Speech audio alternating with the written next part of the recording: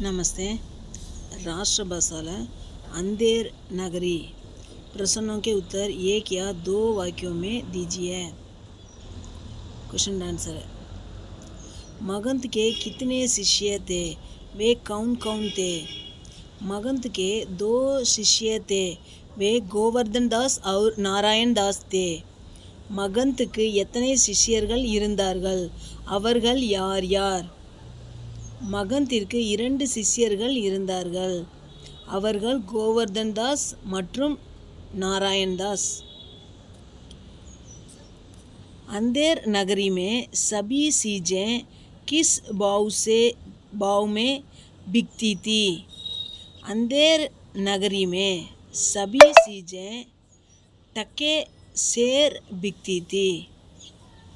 अंधेर नगरी அல்ல எல்லா பொருட்களும் எந்த மாதிரியான விலைக்கு பாவத்தில் விற்கப்பட்டது? அந்தேரி நகரில் எல்லா பொருட்களும் குறைந்த விலையில் விற்கப்பட்டது.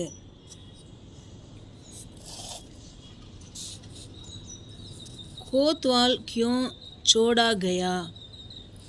फांसी का फंदा बड़ा था लेकिन कोतवाल दुबला था, इसलिए कोतवाल छोड़ा गया. கோத்வால் ஏன் விடுவிக்கப்பட்டார்? தூக்கு கயிறினுடைய சுருக்கு ஃபான்சி பெரியதாக இருந்தது. அதனால் அவர்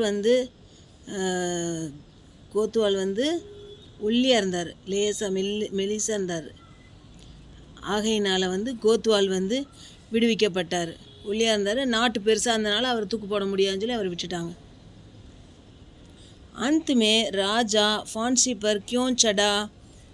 गुरु महंत गोवर्धन दास को बचाने के लिए कहा कि इस शुभ घड़ी में मरने वाला सीधे स्वर्ग जाएगा.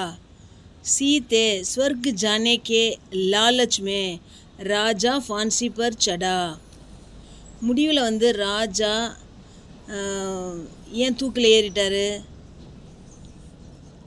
குரு மகந்த் கோவர்தன் தாஸை காப்பாற்றுறதுக்காக சொன்னார். என்னென்னு, இந்த சுபமான நேரத்தில் இறந்து போகக்கூடியவங்க நேராக சொர்க்கத்துக்கு போயிடுவாங்க அப்படி சொன்னார்.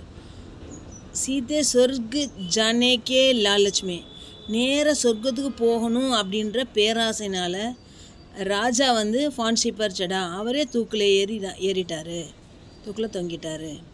ஓகே, தன்யவாத்.